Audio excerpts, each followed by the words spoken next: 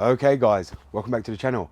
So today is another N52 video, and today we're going to be going over the BMW N52 rough idle problems. Now I know a lot of you have this issue still today, and there's a lot of new subscribers that come from the N52 engine asking me the same questions they did before regarding their N52, and they have these common issues that they cannot address, and most of them are leading to one problem that a lot of people don't even see, because they're doing what other people have showed them to do or told them to do, and it's still leading to their rough idle.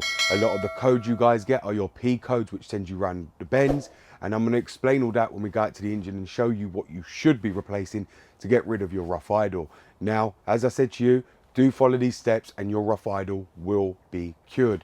A lot of you fail to follow these advice. A lot of you try to forward the video, you miss it, and then this is why your rough idle is never fixed on your N52 engine. So let's go out to the N52 and I'm going to show you what you need to look for on a rough idle on that engine. Goddamn, get it done, will ya? Woo. When the blow up now, everybody's so unusual with it. Shit. But said times in his rhymes, cause his memories. We running through New York, so you know. Okay guys, so here we are with the BMW N52 engine, and a lot of you message me every single day regarding your rough idle problems and symptoms on your BMW N52. Now there's only mostly three things that cause the rough idle on this, and I'm about to explain to you what they are. So as I've already spoke to you about many times, one will be your Vanos solenoids. A lot of people will take them out, clean them and stick them back in and expect the fault code to go. Now, if many of you are getting the cam correlation code because you're using cheap scanners which only show P codes, you're going to end up with your camshaft sensor, and this is what ends up sending people rings round circles. The camshaft sensors do not go bad, neither do they need cleaning. They do not fail whatsoever. The Vanos solenoids are responsible for that code, but if you're using a P scanner, that's the code you will get, is a cam correlation code. Any cam correlation codes, the Vanos solenoids are responsible for. So if you are getting that fault code, do make sure you change your solenoids. They will cause a rough idle. They'll make the car feel very hesitant on power because they're not working properly. They're meant to be pulsating very quickly with the engine and the Vanos system, and if they're not, they are responsible for that code itself. Do not think it's other things, and do not think of ripping out your camshaft sensors to change them, because it simply won't work. Cleaning the solenoids also will not work, and anyone who gives you that advice is giving you bad advice, and these people don't know nothing. They are following videos on YouTube which tell you to clean them.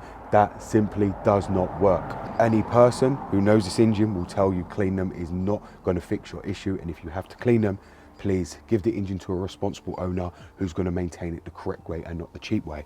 The solenoids are about £200 to £300, which is not expensive at all. Stop being cheap and replace them, and your rough idle will be cured. The next one is the ignition coils under here. Now, my best advice is to replace all six, because if you don't, you will end up with issue. A lot of people only choose to replace the ones that fail, and then what ends up happening is that all the others will follow and end up failing at the same time.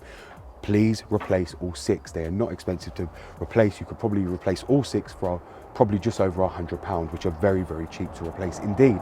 A lot of you will replace only just the one that fails, and then you end up with another misfire because the rest of them have failed also. Make sure to replace all six of them, because when they do go out or when they're on their way out, you'll start feeling a stumble with the acceleration, where when you're under heavy load, you'll feel that the engine is pinging and not firing properly, and that's usually one of your ignition coils that have gone bad from the pinging, where they're not firing on the cylinder properly, which is giving you the power you actually need. So do make sure to replace all six, especially if one fails, because it ain't long before the other five are behind that are going to fail and leave you stranded. Make sure to replace all six to be on the safe side. The next one on these are the dissers. Now, I've spoke about the dissers many times, but a lot of people just don't believe me. The dissers, if they fail in the fail-safe position, which is open, and they're not closing when the DME requests, what's going to end up happening is you're going to end up with excess air coming into the intake, which is then going to go into the cylinders to be burnt off. Now, when you're pushing all the excess air into the cylinders, which the DME is not registering properly, what's going to end up happening, it's going to trigger a fault code.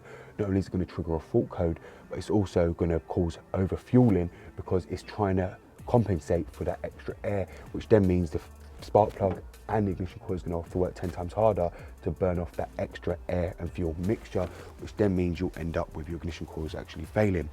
Now, if you do have a problem with the rough idle and stumbling, that will be your disc flaps. They are a known weak point as well, and trust me, get them out before the disc flap falls out into your manifold, because that's another thing, they will fall off, and then that will cause major excess air coming in and out.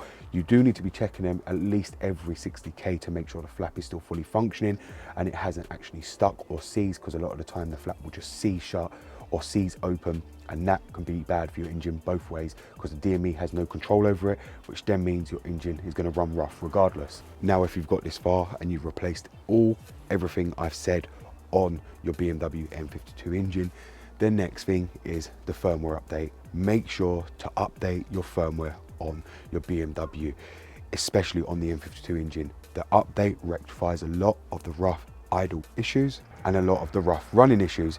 A lot of people do not understand that. I try and tell people many times, it cures a lot of your issues. If you update your DME, you will notice the instant engine response immediately after you've had that update, and that's purely because the update rectified a lot of the issues with the solenoids, with the engine performance, and the update cured all that and rectified that. Mostly it was because BMW de-restricted the engine from being so emission friendly and allowed it to perform better than what it did when the engine was first released. And if you ain't had that update, I do recommend to go and have it. It is something I do as well, and I've done it for many people who own this engine, which they can also vouch for me saying I've actually done it, which their engine performs much better than it ever did before having the update. And a lot of people have replaced everything and then come to realize after doing the update their whole issues have been cured after doing that. So I do recommend doing the update if you have replaced everything else on your BMW N52 engine. Okay guys, so there you have it. I've now shown you what you need to look for on your BMW N52 to solve your rough idle issues. It is a very simple procedure. You need to look at the ignition coils because they do and will go bad. You need to look at your Vanos solenoids. They're the most common culprit for a lot of you guys rough idle. If not fixed straight away, they will lead to more serious problems, i.e. your Vanos adjuster, the bolts cracking off, your Valvetronic system not working properly.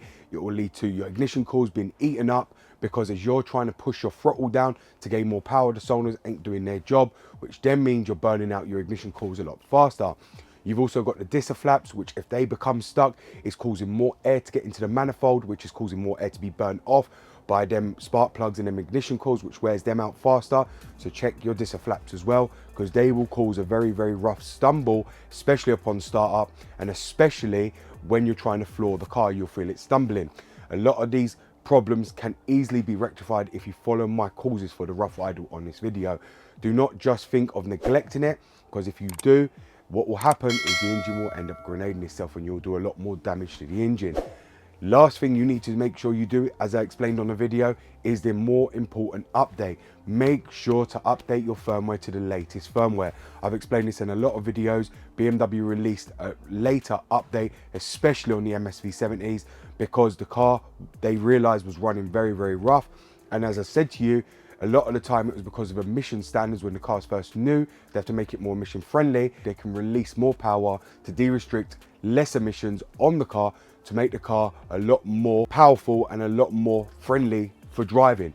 And therefore you must do the update on your MSV70. So I hope this video is going to help you guys. Thank you very much for watching. It's BMW Dr. Dean here, and goodbye.